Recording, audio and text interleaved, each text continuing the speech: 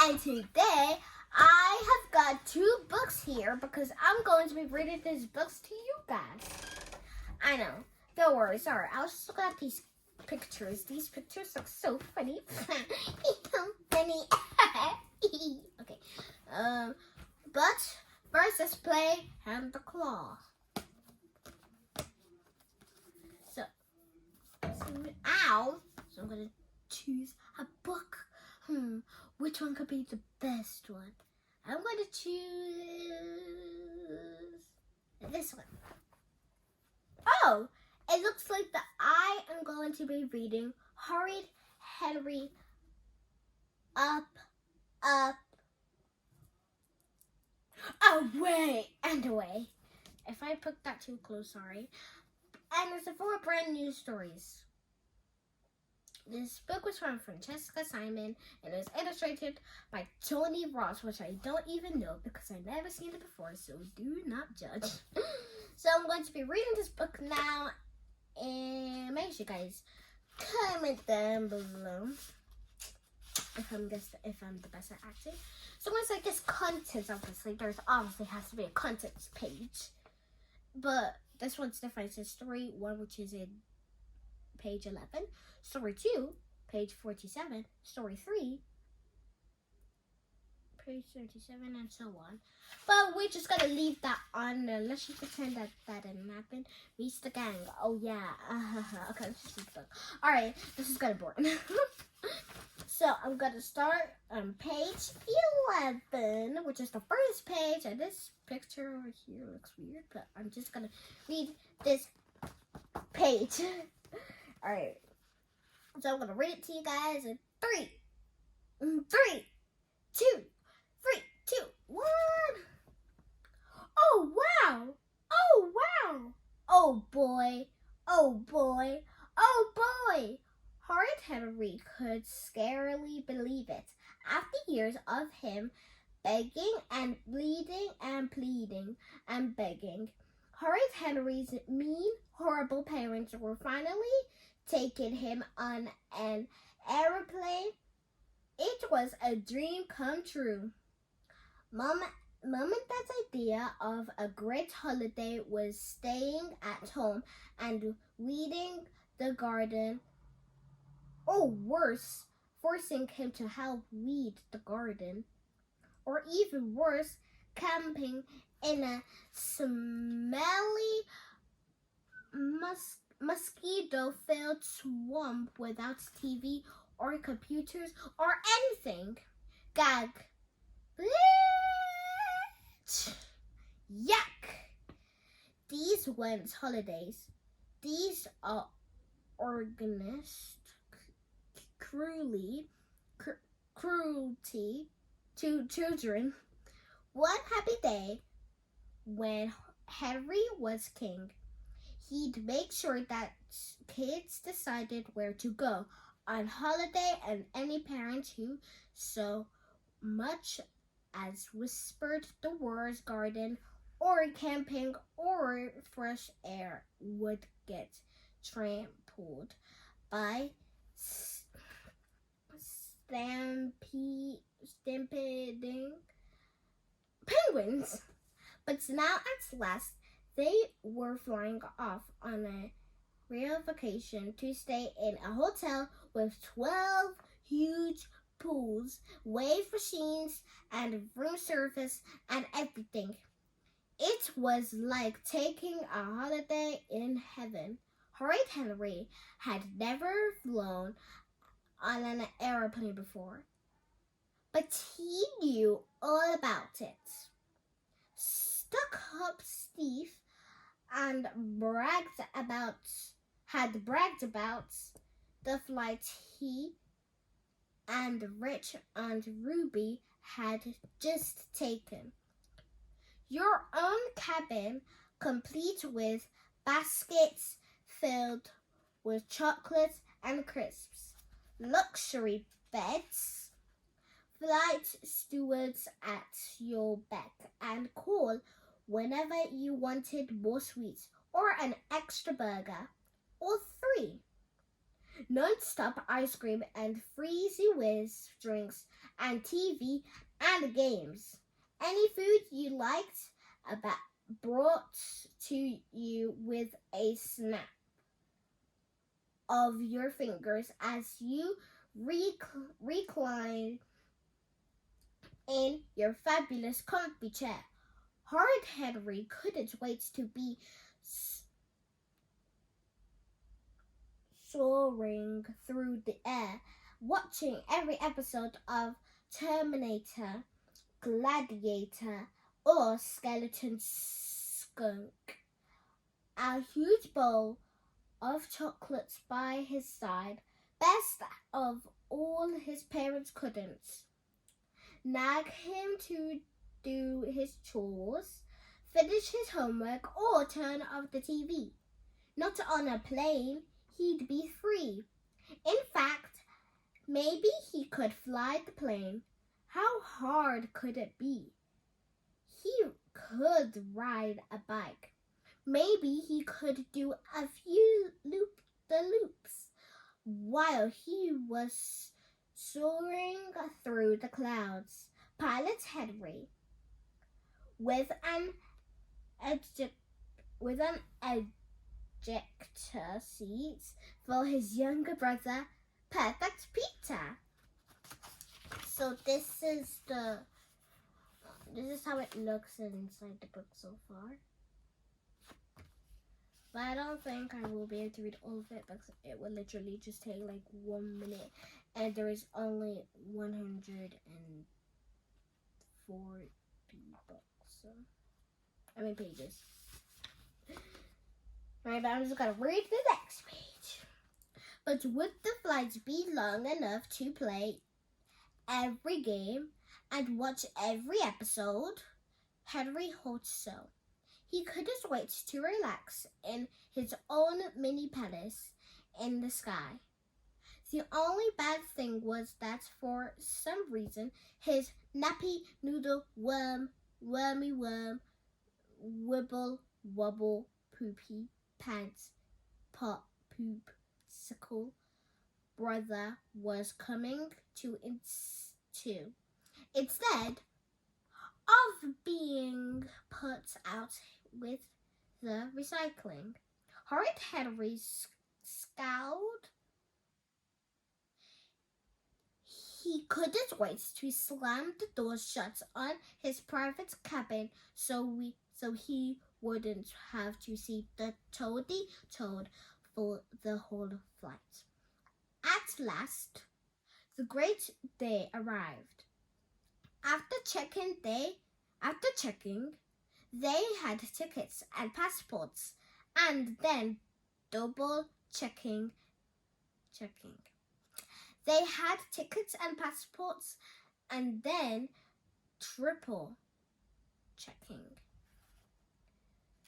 They had tickets and passports. Henry, Peter, Mum, and Dad finally arrived at the airport. Out of my way, worms! Shrieked Horrid Henry, zooming to the departure gate. On his Marvin the Maniac glidey wheeled suitcase, crashing into people and knocking over the duty-free displays. I've got a plane to catch. Don't be horrid, Henry, shouted Mum. Henry, get back here! Oh, and by the way, guys, these two are my favorite books. But if you guys are new here, make sure you guys like, comment, and subscribe, and follow me on Instagram, @blessing. And if you guys want me to do some more kind of videos, comment down below which videos that I should do that I didn't do yet. But I am almost finished with this book because I'm going to go into the second one. So I'm just going to finish the sentence right here. And I just hope everything will go nice and cool. Okay, let's do this. Henry, get back here, shouted Dad. But Horrid Henry ignored them. Why, Q? when paradise beckoned. He'd already wasted so much time waiting in line to check in, waiting in line for security, waiting in line to wait in line. Horrid Henry couldn't wait another second. He ran ahead and jumped onto the jets, pushing and shoving past everyone waiting to board. Alright, so now, well, I only went to page 19, but I will read the rest, and I'll tell you guys what I haven't put it. Maybe? No. But I don't want to read a lot of this because you guys want to know since inside the second book, right? So you guys already know this is called Horrid Henry because I said that at the start. And you guys don't know this book. So this book is called Pip Street, a Whiskey Mystery. And this was by Joe Simmons. And also, in this blurb over here, it said the Horrid Henry. Well, not behind, but like at the back of the book, which is the blurb. Over here, it says that this book contains a playwright, a horrid Henry history lesson. Well, a horrid history lesson, a school play, and the scariest roller coaster ever. And over here, it says the best selling series for young readers. This is only £5.99, so £6. Alright, so now it's time to go on to my second book. And I could tell this book will be very interesting because there's literally a cat over here and the blurb. Oh my gosh. I'm not going to show you guys it yet. Maybe I did, but I don't know. But I was laughing at this picture earlier, so what else? There's dog footprints. Or is that cat footprints? Cat footprints. Or is it? For George and Dylan with all my love. Alright, so now I'm going to do page 1 and I might go to page 19 as well, maybe. So it could make it equal. So it could be fair. Alright. So, chapter 1. A street called Pip. Pip Street looks like an ordinary street, with houses that have doors and windows and roofs and a little bit of a French garden at the front and a bit of back garden at the back. It smells like an ordinary street too. That's to say of not very much, except on Bin's Day when it smells of mushrooms and wool nappies. But, and here's the shocking bit, it doesn't have like an ordinary streets. No, because strange things are happening on Pip Street. Unexplained events, mysterious mysteries, funny stuff, and Bobby Cobbler is about to get caught right in the middle of it. Okay, chapter 2. Here's Bobby Cobbler. Bobby Cobbler was a little boy, about this big, with a sprinkling of freckles and teeth as white as snow, and everything that Bobby went. His teeth were sure to go. He had sharp eyes, but not sharp enough to cut yourself on, and a mind as curious as a kitten's and 50 times as smart. Bobby lived on Pip Street. Actually, he was about to live on Pip Street. His mom and dad had bought a new house there. Nothing fancy. It wasn't a castle or a palace with golden toilets. It was normal size. big enough for Bobby, his parents, and his cats conkers, and for more furniture, and a fridge, and a bath, and some oven gloves, and for Bobby's DVD collection.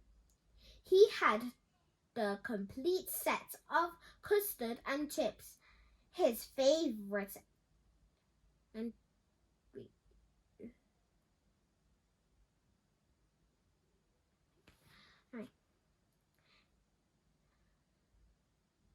he had the complete set of custard and chips. He had the complete set of custard and chips, his favorite ever cartoon, and seasons 1 and 2 of Meerkats in Maidstone, in which a family of meerkats relocates of Maidstone. Moving house is exciting, isn't it? But Bobby wasn't excited. Nope, he was cross. Grrr! He was thinking. Bobby had lived in 10 different houses, and he was only 8 years old. Even if you are rubbish at maths, you can tell that's a lot of moving. It's all because Bobby's dad was a traveling sweets salesman. Now this sounds cool, but it's not. For once, Bobby's dad had sold his 90 drops and milky lugs and sherbet bum-bums to one part of the country. He had to move again to find new customers. Bobby would be just getting used to one school, just making friends, when whoops, it would be moving time again. As the cobbler car stopped on Pip Street, Bobby reached for the baskets next to him. Inside, Conkers, his cat, was feeling cat sick, which is like car sick, only for cats. Meow, said Conkers. Conkers was as black as devil's armpit, with shiny eyes like tortoise down as well. If he had been a human, he would have been a stunt man or an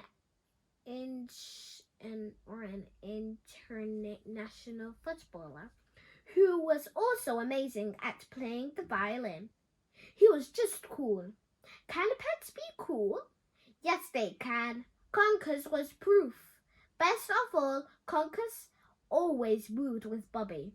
Unlike the friends Bobby had to leave behind, Conkers was portable.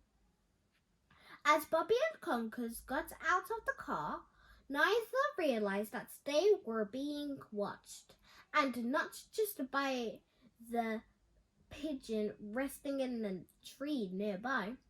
From a front room on Pitt Street, noisy eyes ogled the new arrivals. Who was this mysterious peeper staring at our new friend and his handsome Moggy? And what was he or she muttering quietly?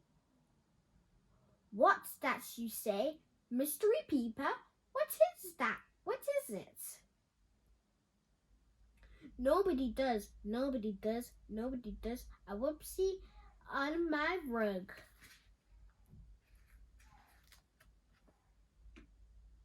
Chapter 3. New discoveries, some good, some bad. ... Bobby spent his first afternoon on Pip Street, settling Conker's in. He carried him around the house, tickling him under the chin as he showed him each room. Then the two of them went outside to play and frolic in the garden. Yes, Conkers was cool, but that doesn't mean he didn't enjoy a little frolic from time to time, and he could always rely on Bobby to join in. They both jumped in and out of an empty box 9 or 10 times. It was cracking fun.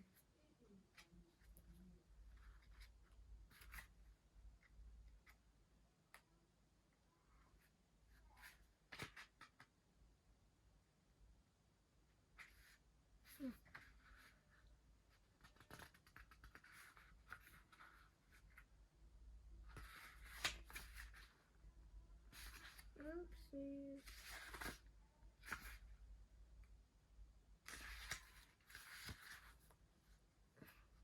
Then Conker suddenly got tired and sat on the fence to lick his paws.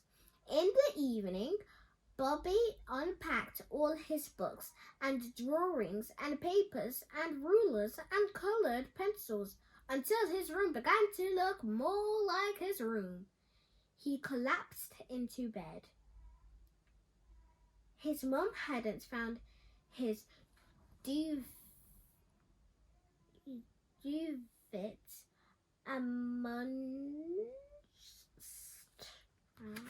Can you guys say the word? I don't know what it says, but it just says that. But I'm on page 9 right now. But it says 11, which is weird. But it's fine. Right. Or the boxes yet. So he slept under some coats. It wasn't so bad. If you put your legs in the arms and your arms in the hoods, Bobby fell fast asleep. The next day, it was the next day. Bobby's mom was busy unpacking when Bobby went downstairs for breakfast. There were boxes everywhere. Oh, Bobby, she sighed. I feel like I'm drowning in boxes. So that is all of the book. And I now have to read this blurb. You see this blurb? You see this blurb? You see this blurb? So this blurb says, have you seen Bobby Cobbler's cat? Conkers. He looks like a miniature Black Panther on a good day. So I'm only going to read that much blurb. But I hope you guys enjoyed this video. If you did, smash that like button and subscribe. Well, like, comment, and subscribe. And make sure, follow me on Instagram, Doll Blessing. And I will see you guys in the next video.